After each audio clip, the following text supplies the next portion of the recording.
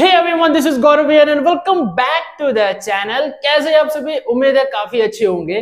तो ये वीडियो जो है वो मेरे जैक बोर्ड्स के नन्हे मुन्ने बच्चों के लिए है कि इस वीडियो में मैं आप लोगों को बताऊंगा अकाउंटेंसी का मॉडल पेपर और क्या क्या चेंजेस है, किस किस टाइप का क्वेश्चन आने वाला है बोर्ड में, इसका भी श्योरिटी मैं इस वीडियो के थ्रू आप लोगों को दिलवाऊंगा और ये एश्योर करूंगा कि इतना करोगे तो ऑब्जेक्टिव्स का टेंशन आप लोगों का हट जाएगा। नहीं वीडियो देखिएगा, काफी पछताओगे क्योंकि बहुत अच्छा अच्छा क्वेश्चंस मैं करवा रहा हूं। तो चलिए ये वीडियो ज्यादा से ज्यादा शेयर कीजिएगा अपने दोस्तों के साथ।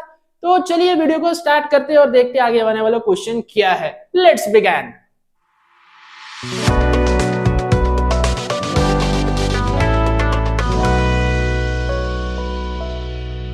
नंबर 1 में क्या कहा गया है कि the relation of A partner with the firm is, जो पार्टनर का रिलेशन है फर्म के साथ वो क्या है, एज एन एजेंट, एक एजेंट के हिसाब से वो काम करता है।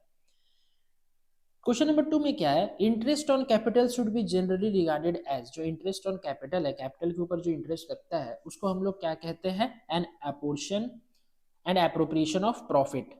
ठीक है, profit for last 4 year were 8,000, 12,000, 10,000, 10,000। The value of goodwill at 2 years purchase of average profit. देखो 8 + 12 + 10 + 10 करो, उसको डिवाइडेड बाई 4 कर दो, जो आएगा उसको इंटू 2, क्योंकि 2 years ऑफ परचेज का है। तो 12 8 20, 20 और 20 40, 10,000, 10,000 इंटू 2 20,000, यानी ऑप्शन नंबर सी होगा करेक्ट आंसर। क्वेश्चन नंबर 4 क्या है, X and Y share profit in the ratio of 2:3। In the future they decided to share profit in equal ratio, which partner will sacrifice in which ratio। कौन सा partner ratio sacrifice करेगा और कौन सा ratio में करेगा। तो देखो इसका ऑप्शन नंबर हो जाएगा बी, वाई सैक्रिफाइसेस 1/5। बात करेंगे क्वेश्चन नंबर 5 का, recording of an unrecorded asset on the reconstitution of the firm will be. अगर कोई एसेट है जो रिकॉर्ड नहीं हुआ है बुक्स ऑफ अकाउंट में, लेकिन जब फर्म रिकॉन्स्टिट्यूट होगा तो उसका क्या ट्रीटमेंट होगा, उसका ट्रीटमेंट होगा a loss to the existing partner. वो जो क्या है, लॉस एग्जिस्टिंग पार्टनर का। अच्छा, सैक्रिफाइस रेशियो निकालने का क्या फॉर्मूला होता है, old ratio minus new ratio, और गेनिंग रेशियो निकालने का new ratio minus old ratio. Very good, होशियार है सब कुछ तो एकदम पूरा, वाह वाह बहुत अच्छा। क्वेश्चन नंबर 7 का बात करते हैं, अ न्यू पार्टनर में be admitted to a firm. New partner कब एडमिट होगा, with the consent of old partner. जो ओल्ड पार्टनर है, पहले से जो पार्टनर है, उन लोगों का सहमति के बाद ही ना न्यू पार्टनर एडमिट हो सकता है। Very good. क्वेश्चन नंबर 8 का बात करते हैं, at the time of admission of a new partner general reserve given in the old balance sheet is transferred to कहां पे ट्रांसफर करेंगे, ओल्ड पार्टनर्स कैपिटल अकाउंट में। ठीक है, 9 में क्या कहा गया, due to admission of a new partner, अगर नया पार्टनर एडमिट हो रहा है, a partnership firm is reconstituted, dissolution of firm या नन ऑफ दिस, तो क्या होगा, ऑप्शन नंबर बी होगा करेक्ट आंसर। क्वेश्चन नंबर 10 क्या कहा गया, goodwill is paid out of the retiring partner in old profit sharing ratio, capital ratio, equal ratio, none of this, तो इसका हो जाएगा ऑप्शन नंबर ए, क्या, ओल्ड प्रॉफिट शेयरिंग रेशियो। 11 में क्या कहा गया, asset and liabilities is shown at the revalued value in. Asset और लाइबिलिटीज अपना रिवैल्यूएशन के टाइम पे उसका जो वैल्यू होता है उसको हम कहां दिखाते हैं, उसको हम दिखाते हैं न्यू बैलेंस शीट में। ठीक है, 12 में क्या कहा गया है, X Y and Z are partners sharing profit in the ratio 1/4, 2/5 and 7/20। Z retires from the firm, new ratio will be, तो जो नया रेशियो है वो निकलेगा 5:8। किसका किसका बीच में, x:y। क्यों सर, क्योंकि जेड जो है वो रिटायर कर गया। 13 में देखो क्या है, on the death of A partner diseased partner capital account will be credited with. अगर पार्टनर डेथ कर गया तो जो मरने वाला पार्टनर होगा उसका अकाउंट को किससे हम लोग क्रेडिट करेंगे, हीज और हर शेयर ऑफ गुडविल से। 14 में क्या कहा गया, the purpose of issue on premium is, जो हम लोग शेयर इशू करते हैं प्रीमियम में उसका क्या पर्पस होता है, उसका पर्पस होता है the issue value is higher than the face value of share.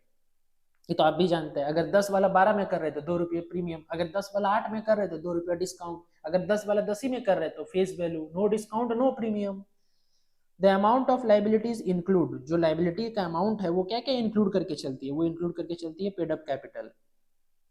16th में क्या कहा गया है, balance of forfeited share account री इशूड इज ट्रांसफर्ड टू, अगर हम लोग शेयर फॉरफीचर अकाउंट में बैलेंस बच जा रहा है रीइश्यू करने के बाद, उसको हम लोग कहाँ ट्रांसफर करते हैं, वो लोग हम ट्रांसफर करते हैं कैपिटल रिजर्व में।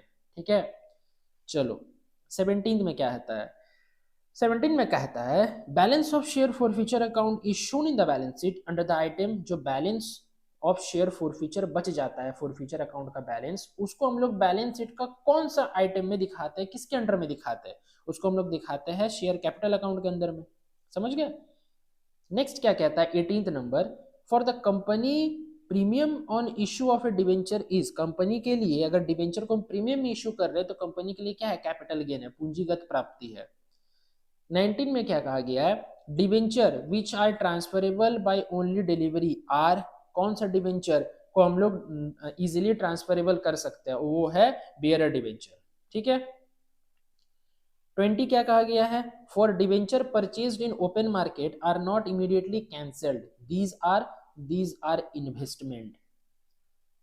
21 own debenture are those debenture of the company which, अपना जो ऋण पत्र होता है वो कंपनी के लिए किस टाइप का वो शो करता है, वो शो करता है the company purchase from the market and keeps them as investment, company market से खरीदा और इन्वेस्टमेंट के जैसा उसको रख लिया अपने पास। 22 क्या कहता है, patent right is an example of, जो पेटेंट राइट है वो एग्जांपल किसका है, इंटेंजिबल एसेट का है, पेटेंट राइट है। ठीक है। नेक्स्ट क्या कहता है, financial statements are dash of accounting process, जो फाइनेंशियल स्टेटमेंट है वो क्या है, एंड प्रोडक्ट। ठीक। 24 क्या कहता है, financial statement contain monetary information, qualitative information, non monetary information या नन ऑफ दिस, तो ऑप्शन नंबर हो जाएगा ए, मॉनिटरी इंफॉर्मेशन। 25 क्या कहता है, an annual report is issued by a company, an annual report is issued by a company to its shareholder, shareholder को annual report देंगे ना, why, because shareholders are the owners of the company. Very good. 26 क्या है, comparison of financial statement indicates the trend of dash of the business, जो वित्त विवरण की तुलना व्यवसायी की डैश की प्रवृत्ति को इंगित करती है, कौन सा प्रवृत्ति को इंगित करती है, तो क्वेश्चन नंबर 26 का हो जाएगा ऑप्शन नंबर डी, इनमें से सभी, profitability, performance, financial position.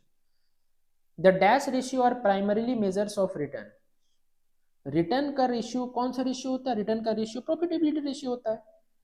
To basic measures of liquidity are inventory turnover and current and liquid, gross profit margin and operating ratio, या current ratio and average collection period, कौन सा है, कोई दो measures liquidity का, कोई दो मेजर्स लिक्विडिटी का है, current ratio and liquid ratio. ठीक है। 29 क्या कहा गया है, cash flow statement is based upon, जो कैश फ्लो स्टेटमेंट है वो बेस्ड अपॉन किसमें, कैश बेसिस, कैश है और यहाँ पर भी कैश है। ठीक है।